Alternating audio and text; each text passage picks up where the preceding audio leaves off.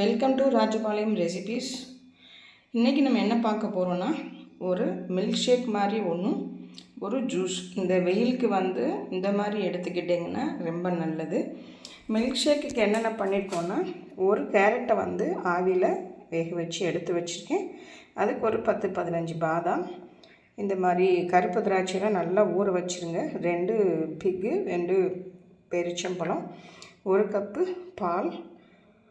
இதில் நாட்டு சக்கரை வச்சுருக்கேன். குல்கந்து ரொம்ப சூப்பராக இருக்கும், அதனால் அதுவும் வச்சுருக்கேன். இது நல்லாவே ஊற வச்சுருக்கேன். இந்த சப்ஜா விதை இது எல்லாமே உடம்புக்கு ரொம்ப நல்லதுங்க. சப்ஜா விதை எதுக்கு வச்சுருக்கேன்னா, இதுக்கும் யூஸ் பண்ணிக்கலாம். இது புதினா, கொத்தமல்லி, ஒரே ஒரு லைம், கொஞ்சம் தேங்காய், கேரட்டு, வெள்ளரிக்காய் இது போட்டு நீங்கள் நாட்டு சக்கரை, தேன் எல்லாம் கலந்து இந்த சப்ஜா விதை கலந்து குடிச்சிங்கன்னா அதுவும் ரொம்ப ரெஃப்ரெஷிங்காக இருக்கும். இந்த ரெண்டுமே நம்ம இன்றைக்கி பண்ண போகிறோம்.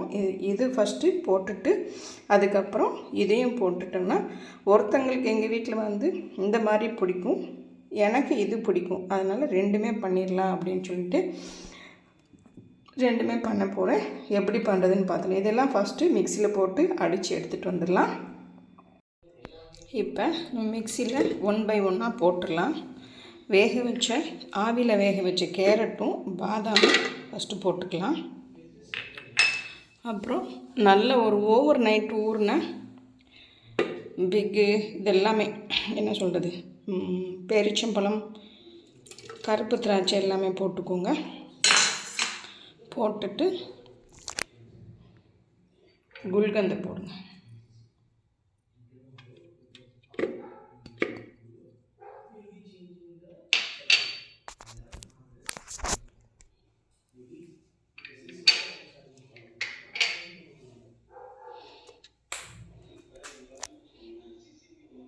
இப்போ நாட்டு சக்கரை கொஞ்சம் போட்டுக்கலாம்.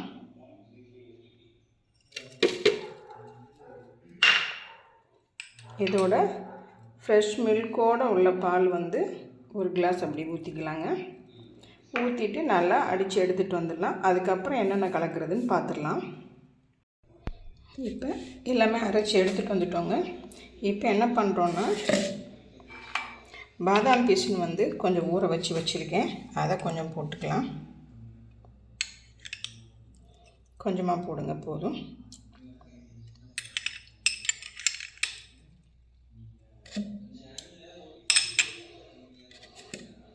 இப்போ இதை அப்படியே நீங்கள் அவ்வளோ ஒரு சத்துங்க இது. நீங்கள் எதுவுமே குழந்தைங்க ஸ்கூலுக்கு போகிறப்ப சாப்பிடாட்டி இந்த மாதிரி ஒரு கிளாஸ் நீங்கள் கொடுத்து, இதிலே நீங்கள் வாழைப்பழம் எல்லாம் கூட போடலாம். நான் இன்றைக்கி அது போடலை, ஏன்னா நிறைய அத்திப்பழமும் பேரிச்சம்பழம் எல்லாமே இருக்குது, ரொம்ப கெட்டியாகிடும் அப்படின்னு சொல்லிட்டு நான் அதெல்லாம் போடலை. இப்போ பாருங்கள், இதுவே நல்ல கெட்டியாக தான் இருக்குது. குழந்தைங்களுக்கு இது நல்லா ஃபில்லிங்காக இருக்கும். நீங்கள் ஒரு தோசை சாப்பிட்டுட்டு 1 மணி நேரம் கொடுக்கறதுக்கு இந்த மாதிரி கொடுங்க, ரொம்பவே சூப்பராக இருக்கும். இதை இருக்கட்டும் ஒரு பக்கம். அடுத்து நம்ம கொத்தமல்லி எல்லாம் போட்ட ஒரு ஜூஸ் அடித்து எடுத்துகிட்டு வந்துடலாம். இதில் பார்த்திங்கன்னா புதினா, கொத்தமல்லி, கேரட்டு, வெள்ளரிக்காய், தேங்காய், எலுமிச்சம்பழம், நாட்டு சக்கரை, தேன் எல்லாமே போட்டிருக்கோம். இப்போ இதை அடித்து எடுத்துகிட்டு வந்துடலாங்க. இப்போ பார்த்திங்கன்னா ஜூஸுக்கு சப்ஜா விதையும் பாதாம் பிசினும் போட்டிருக்கோம். அதோடு நம்ம அரைச்சி வச்ச ஜூஸை இதில் கலந்துடலாம். இது பாருங்கள், கேரட்டு, வெள்ளரிக்காய் இருந்ததுனால கலர் இந்த மாதிரி வருது. ரொம்ப சூப்பராக இருக்கும். இது நீங்கள் ட்ரை பண்ணி பாருங்கள். குடிச்சிருப்பீங்க, எல்லாருக்கும் தெரிஞ்சது தான். இந்த வெயில் காலத்துக்கு இங்கே பாருங்கள், அவ்வளோ ஒரு சூப்பராக இருக்கும். இப்போ இது பிடிச்சவங்களுக்கு இது, இந்த மாதிரி ஹெவியாக பிடிச்சவங்களுக்கு இது. அதனால் ரெண்டுமே நான் பண்ணியிருக்கேன். 2 பேருக்கும் இப்போ கொடுத்துட்டு வந்துடலாம்.